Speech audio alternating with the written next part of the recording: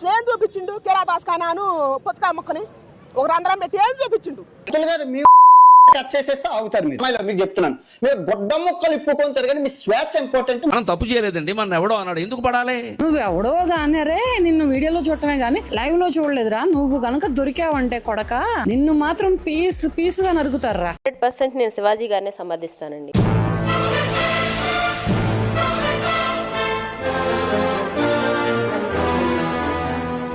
ఏందన్నా ఇది అసలు ఈ బూతులు ఏందన్నా? ఒకప్పుడు మీ వీడియోలను చూసి ఇండియాలో ఎంత మంది మోటివేట్ అయ్యారో మీకు తెలుసు కదన్నా. ఒక్క వర్గానికి ఇన్స్పిరేషన్ అన్న మీరు. అలాంటి మీరు ఇలాంటి భాషలు మాట్లాడాలని అసలు మీకు ఎందుకు అనిపించింది? అదేదో పుచ్చకాయ తెచ్చుకున్నావు, దానికి బొక్క పెట్టావు, కీరదోశ తెచ్చావు, ఆ బొక్కలో వేస్తున్నావు తీస్తున్నావు. అసలు ఇదేందన్నా? శోభనం ప్రాక్టీస్ చేస్తున్నావా ఏంది? చెప్పు చెప్పు చెప్పు చెప్పు చెప్పు చెప్పు. అసలు ఎవరి గొడవ, ఎవరి గురించి, ఎక్కడ మొదలైంది, ఎందుకు మొదలైంది, ఎవరు బలవుతున్నారో కూడా తెలియని విధంగా ఎవరెవరో ఇన్వాల్వ్ అవుతున్నారు, ఏదేదో మాట్లాడుతున్నారు. పైగా అన్ని తెలిసిన మీరు కూడా శ్రీ గరికపాటి నరసింహారావు గారి గురించి అంత మాట అనడం ఎంతవరకు భాగ్యమన్నా? అసలు గరికపాటి నరసింహారావు గారు ఎంత గొప్ప మహానుభావుడు మీకు తెలుసు కదన్నా. రామాయణం చదివిన వారు, మహాభారతం చదివిన వారు, లోక జ్ఞానం తెలిసిన వారు, నాగరికత తెలిసిన వారు, 1,00,000 మందిని ఒకే చోట కూర్చోబెట్టి ప్రవచనాలు చెప్పగల కెపాసిటీ ఉన్న పార్వతి పుత్రుడన్న గరికపాటి నరసింహారావు గారు. అంతటి వారిని పట్టుకొని నీ వట్టలు కోస్తావన్నావంటే నీ బుద్ధి బాగాలేదన్నా. గురించి మాత్రం ప్రతి ఒక్కరు రియాక్ట్ అవుతున్నారు, అది చాలా బాగా నచ్చింది. మిలియన్స్ ఆఫ్ పీపుల్ మిమ్మల్ని ఫాలో అవుతున్నారు, మీ వీడియోలను చూస్తున్నారు. మీ మాటల వల్ల వాళ్ళు తప్పుదారి పడతారనే ఆలోచన కూడా కలగలేదన్నా మీకు? పైగా ఆడవాళ్ళని గుడ్డ ముక్క కూడా తీసేసి స్వేచ్ఛగా ఉండండి అంటున్నావు. ఆ స్థానంలో మీ అక్కో, మీ చెల్లో, మీ అమ్మగారు ఉంటే ఇలాగే చెప్తావన్నా? అసలు నువ్వు ఎంత టాలెంటెడ్ పర్సన్ నువ్వు మర్చిపోయావా అన్న? నువ్వు మర్చిపోయినా మేము మర్చిపోలేదు. నేను చెప్తా అన్న నీ టాలెంట్ గురించి. నా అన్వేషణ ప్రపంచ యాత్రికుడు రీసెంట్ గా అంటే మొన్నటికి మొన్న బెట్టింగ్ యాప్లు ప్రమోట్ చేస్తున్నారని చాలా మంది యూట్యూబర్లను మార్చిన ఒకే ఒక వ్యక్తి నా అన్వేషణ. దీనికోసం పెద్ద యుద్ధమే చేశాడు. ఇండియా బాగుపడాలంటే బెట్టింగ్ యాప్లు, గ్యాంబ్లింగ్లు అవన్నీ మానేయాలి అంటూ చాలా మంది యూట్యూబర్లను హెచ్చరించాడు అండ్ వారిని మంచి రూట్ లో పెట్టాడు. దీని గురించి తెలుగులో టాప్ మోస్ట్ ఇంట్రెస్టింగ్ ఫ్యాక్ట్ చెప్పే క్రాంతి బ్రో గురించి కూడా ఈయన చెప్పాడు. ఆయన గురించి వీడియో కూడా చేశాడు, బట్ ఎక్కడ బూతులు తిట్టలేదు. దానికి క్రాంతి గారు కూడా సరే అన్నారు. బెట్టింగ్ యాప్లను ప్రమోట్ చేయడం మానేశాడు. నేను యూట్యూబ్ ఛానల్ మొదలు పెట్టడానికి కారణం క్రాంతి అన్ననే. ఆయనను మోటివేట్ గా తీసుకొని నేను ఛానల్ మొదలు పెట్టాను. నిజానికి క్రాంతి అన్న నా గురువు. అలాంటి వ్యక్తి తప్పుదారి పడుతూ ఉంటే అంటే బెట్టింగ్ యాప్లను ప్రమోట్ చేస్తుంటే సరి చేశాడు Naa Anveshana. And next VR facts. ఈయన కూడా బెట్టింగ్ యాప్లు ప్రమోట్ చేస్తూ ఉంటే అన్వేషణ అని నచ్చజెప్పాడు. వినకపోతే సపరేట్ గా వీడియో చేసి తిట్టాడు. అక్కడ కూడా సక్సెస్ అయ్యాడు. మొత్తానికి విఆర్ రాజాతో కూడా బెట్టింగ్ యాప్లు ప్రమోట్ చేయడం మాన్పించేశాడు. అండ్ నెక్స్ట్ భయ్యా సన్నీ యాదవ్. ఇతను కూడా బెట్టింగ్ యాప్లు చాలా బీభత్సంగా ఎంకరేజ్ చేసేవాడు. చాలా మంది ప్రజలు ఈయన వీడియోలు చూసిన ప్రతి ఒక్కరు బెట్టింగ్ యాప్ లోకి అలవాటు పడ్డారు.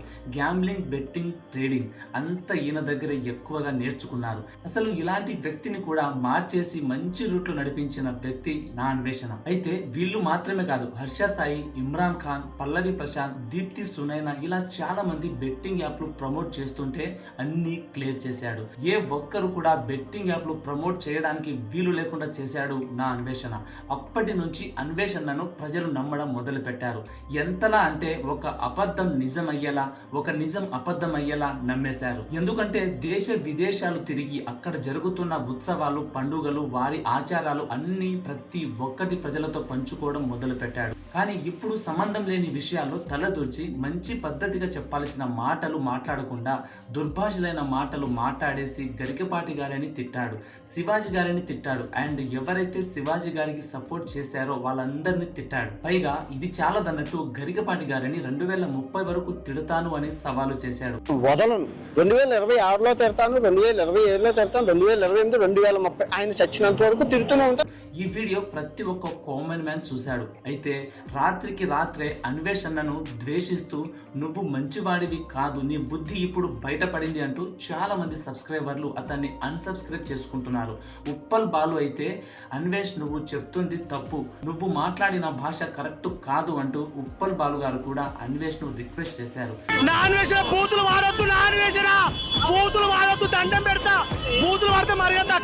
అయినా కూడా అన్వేషణ మారలేదు. ద్రౌపది, సీతాదేవి అంటూ ఏవేవో మాట్లాడేసి చీర కట్టిన అమ్మాయిని రేప్ చేస్తున్నారు, చీర కట్టని అమ్మాయిని రేప్ చేస్తున్నారు, ఎవరిని వదలడం లేదు.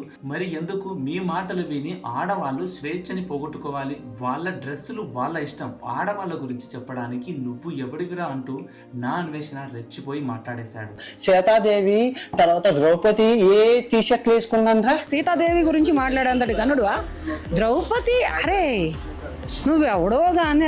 ఇక్కడ ప్రజలు ఎక్కువగా బాధపడుతున్న విషయం ఏమిటంటే గరికపాటి నరసింహారావు గారిని పట్టుకొని కోస్తా అన్నాడు.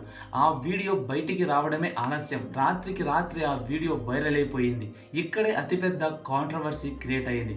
ఇక ఉదయం లేవగానే టాలీవుడ్ అంతా నా అన్వేషణను తిట్టడం మొదలు పెట్టారు. వీళ్లతో పాటు ప్రతి ఒక్క కామన్ మ్యాన్ అన్వేష్ ను అరెస్ట్ చేయాలి, అన్వేష్ దేశద్రోహి అంటూ కోపంతో ఊగిపోయారు. పంచాయతీ అన్ని వీడియోలు చేస్తాడు మంచిగా, ఎక్కడెక్కడ లేని అన్ని చూపిస్తూ ఉంటాడు. వీడింత లంగగాడు తవలంగాడని తెలిసిన తర్వాత వీళ్ళు మోయడం ఎందుకన్నా. ఒక పక్క లేడీస్ కూడా అన్వేష్ ను చాలా ద్వేషిస్తూ నువ్వు మనిషివా పశువువా, నీకన్నా పశువులు నయం అంటూ హీనంగా మాట్లాడారు. నువ్వు గాని నిజంగా ఇండియాకి వస్తే నీ అంత దరిద్రుడు ఎవడున్నాడు? నాన్ వేషన్ గాడు దేశద్రోహి, నాన్ వేషన్ గాడు ఒక దేశ దిమ్మరై, ఒక గాలి గసై గాడు. వీటన్నిటిని దృష్టిలో పెట్టుకొని క్షమించండి అంటూ మరో వీడియో పోస్ట్ చేశాడు అన్వేషణ. శివాజీ గారు మళ్ళీ అన్న బూతులు గాని వాటిలు గాని వెనక్కి తీసుకొని క్షమాపణ చెప్తున్నాను. వాడు క్షమాపణ చెప్పినంత మాత్రాన వదిలేయాలా? వదిలే ప్రసక్తే లేదు. అతన్ని కఠినంగా శిక్షించాల్సిందే, అరెస్టు చేయాల్సిందే అంటూ చాలా మంది కసిగా ఉన్నారు. అయినా కూడా పబ్లిక్ ఒప్పుకోవడం లేదు, వారి కోపం తగ్గడం లేదు. వాడు పాము లాంటి వాడు, వాడిని నమ్మకండి. మరికొందరైతే నువ్వు హిందూ సాంప్రదాయాల్లో గాని భారతదేశంలో గాని అడుగు పెట్టకూడదంటూ వార్నింగ్ ఇస్తున్నారు. సార్ నువ్వు క్షమాపణ కాదబ్బా, ఇండియాలో ఉన్న వాళ్ళందరూ కాలు మొక్కినా కూడా ఇండియాలో వచ్చే అర్హత లేదు. ఇది ఇంతటితో ఆగిపోలేదు. రాత్రికి రాత్రే అన్వేషణకు దాదాపుగా 1,00,000 మందికి పైగా సబ్స్క్రైబర్లు తగ్గిపోయారు. ఈ మ్యాటర్ లో తలదూర్చడం వల్ల అన్వేషణకు బొక్కే పడింది గానీ లాభం ఏమీ లేదు.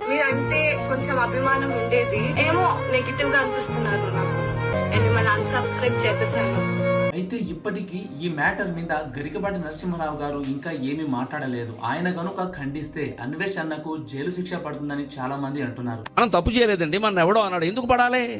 వాడి పాపాన్ని వాడు పోతారు, కుదరదు, మన పాపానే వాడు పోయేలా చేయాలి. ఒక పక్క అనసూయ మాట్లాడుతూ నా భర్త తప్ప మిగతా వాళ్ళందరూ నాకు అన్నలు తమ్ముళ్ళు అని చెబుతుంది.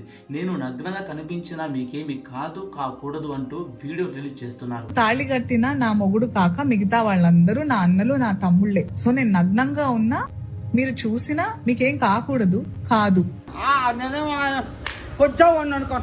అంతేకాకుండా అన్వేషణ భారతదేశాన్ని కూడా తిట్టాడు, ఇండియా సాంప్రదాయాన్ని కూడా తిట్టాడు, ఇండియాలో ఉండే కట్టుబాట్లను తిట్టాడు, అసలు ఏది వదలకుండా తిట్టేశాడు. ఇక నా అన్వేషణ ఇండియాకి వస్తే ఏం జరుగుతుందో ఏం జరగబోతుందో ఎవ్వరు చెప్పలేని పరిస్థితిని తెచ్చుకున్నాడు.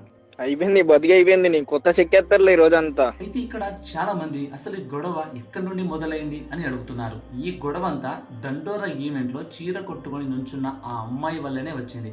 ఆవిడ సాంప్రదాయబద్ధంగా చీర కట్టుకొని రావడం ఏంటి, ఆవిడను శివాజీ గారు చూడడం ఏంటి, ఆవిడ పద్ధతిగా కనిపించడం ఏంటి, ఆ పద్ధతి ఆయనకు బాగా నచ్చి హీరోయిన్లు కూడా ఇలాగే శారీలు కట్టుకొని రండమ్మా, సామాన్లు చూపించడంలో ఏమి ఉండదు అని చెప్పడం ఏంటి, ఇవన్నీ ఒక మిరాకిల్ గా జరిగిపోయాయి. కాకపోతే ఇక్కడ ఒక డౌట్, శివాజీ గారు సామాన్లు అని అనగానే ప్రకాష్ రాజ్ గారు, నాగబాబు గారు ఇలా చాలా మంది యాక్టర్స్ రియాక్ట్ అయ్యారు. కానీ ఇప్పుడు అన్వేషణ పుచ్చకాయ తెచ్చాడు, ఆ పుచ్చకాయకి బొక్క పెట్టాడు, ఆ బొక్కలో కీరదోస దూర్చాడు, ఒక ఆడదాని మానాన్ని పబ్లిక్ గా భంగం పరిచాడు. ఇప్పుడు మాట్లాడరే నాగబాబు గారు, ప్రకాష్ రాజ్ గారు, ఇప్పుడు వారు ఏమయ్యారు? మహిళా కమిషనర్లు ఎక్కడున్నారు? ఇప్పుడు ఇక్కడ సామాన్లు అని చెప్పిన శివాజీ గారి మాటలను తప్పుబట్టాలా, మేమే ఆగలేము అని చెప్పిన గరికపాటి నరసింహారావు గారి మాటలను తప్పుబట్టాలా, కీరదోస పుచ్చకాయ చూపించిన అన్వేషణను తప్పుబట్టాలా?